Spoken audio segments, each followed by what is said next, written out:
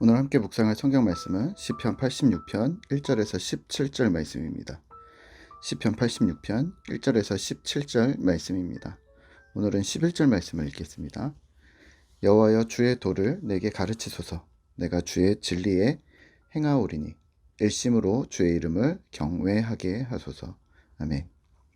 오늘 함께 생각할 주제는 일심으로입니다. 본문 시편 86편은 다윗의 시로 전체를 읽다 보면 두 가지 주제로 요약할 수 있습니다. 하나는 하나님께서 구원해 주실 것, 두 번째는 하나님을 경외하게 하소서인데요. 첫 번째, 다윗의 상황은 우리가 익히 알다시피 어려움의 시간들이 많았습니다. 그리고 시편은 그 어려움의 시간들 속에서 쓰여졌다는 것을 기억하시면 될 텐데요. 그 주제는 다윗의 아픔과 슬픔과 괴로움, 또 위기 상황에 대한 호소와 하나님의 구원하심입니다. 1절입니다.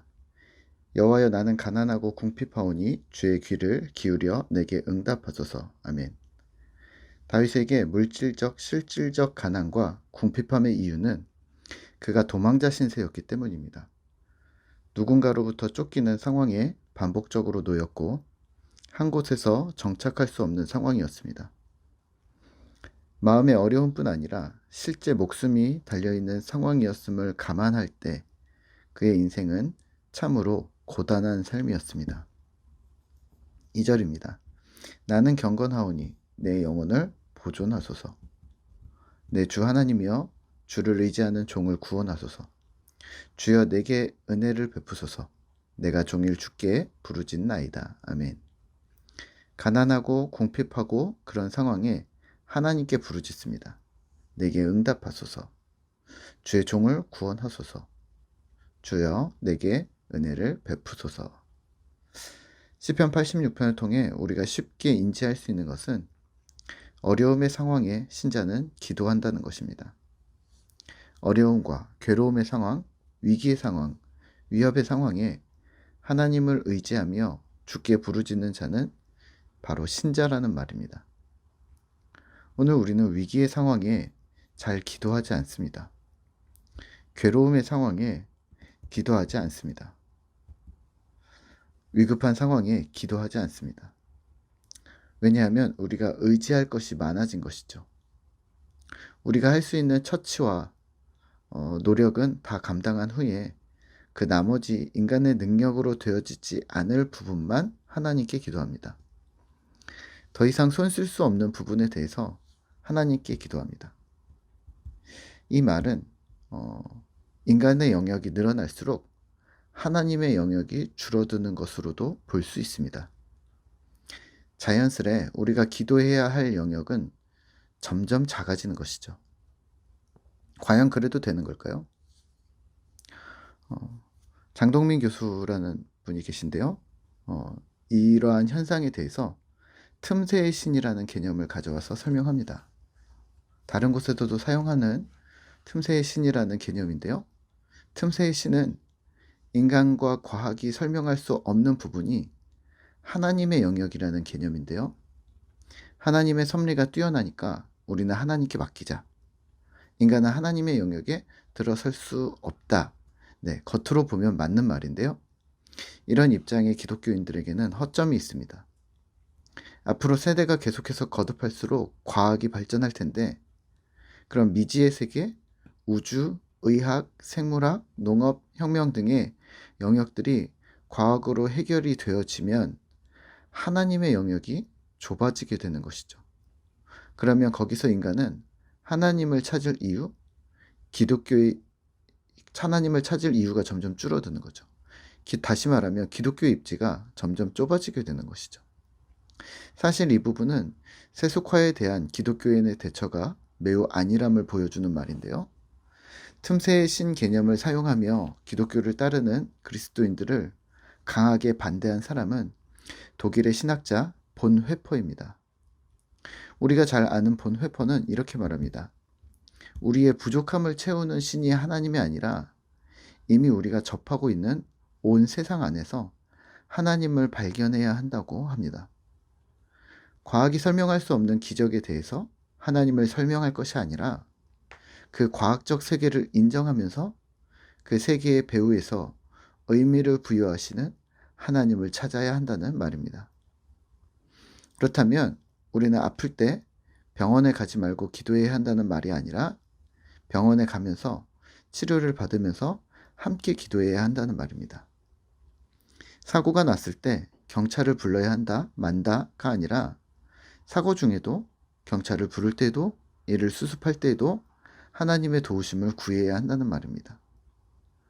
슬픔과 괴로움 같은 사람과 외부 형량이 무엇을 해줄 수 없는 상황에만 기도하는 것은 하나님의 영역을 매우 축소시켜 버린 것이라는 말입니다. 신자는 위기의 상황뿐 아니라 모든 상황 속에서 주를 바라보고 주께 기도하는 자이어야 함을 기억하셔야 합니다. 두 번째, 다윗의 기도에서 중점적으로 보실 것은 11절입니다. 여호와여, 주의 도를 내게 가르치소서. 내가 주의 진리에 행하리오니 일심으로 주의 이름을 경외하게 하소서. 아멘. 환난과 곤란 중에 기도하면서 그 끝은 주의 길을 알게 하소서, 주의 도를 내게 가르쳐 주소서라는 기도를 빠뜨리지 않습니다. 왜일까요?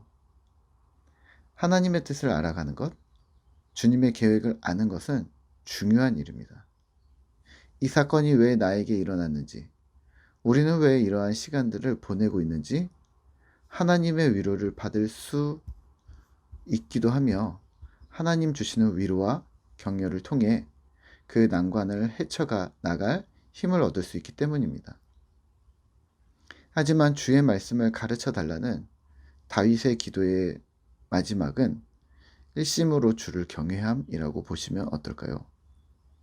일심으로 주를 경외, 한 마음으로 주 하나님을 경외하며 살아가는 것, 주님의 진리 가운데 거하면서 하나님 경외에서 흔들리지 않는 것 말입니다.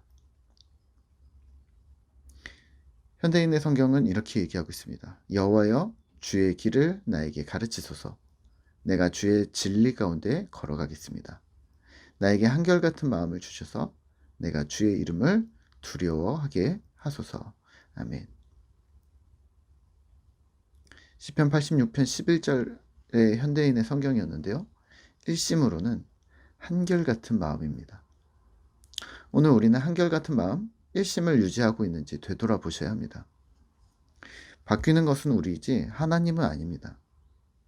하나님이 변하지 않는데 우리의 믿음이 오르락내리락 한다면요, 그건 내 문제입니다. 거친 풍랑 속에서 항구로 되돌아오는 작은 배가 우리의 인생과 같다고 보시면 어떨까요? 풍랑이 칩니다. 바람이 붑니다. 파도가 배에 넘쳐 들어옵니다. 이리 비틀 저리 비틀 하는 우리의 방향은 항구의 등대를 향해 있습니다. 넘어지고 부서지고 깨져도, 그리고 그 등대가 멀리만 보이는 것 같아도 계속 가는 겁니다. 언젠가는 가까워지겠죠. 언젠가는 항구에 도달하겠죠. 일심은 중간에 포기하지 않는 겁니다. 일심은 세파에 흔들렸다가도 금세 다시 자리로 돌아오는 것입니다. 이 한결같은 믿음은 등대이신 하나님을 바라보며 경외함으로 주께 나아가는 것입니다. 힘을 내시죠. 오늘도 일심으로 주의 이름을 경외하는 꿈터 공동체 되시기를 기도합니다. 함께 기도하겠습니다. 하나님, 우리에게 한결같은 마음을 주셔서 하나님을 바라보며 주를 향하여 나아가는 주님의 사람들이 되어지도록 주님 도와주시옵소서.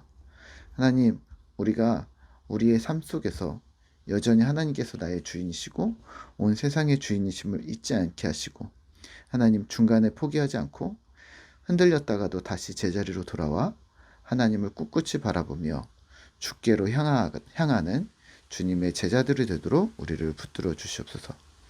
함께 하시는 주님을 찬양합니다. 예수님의 이름으로 기도드립니다. 아멘.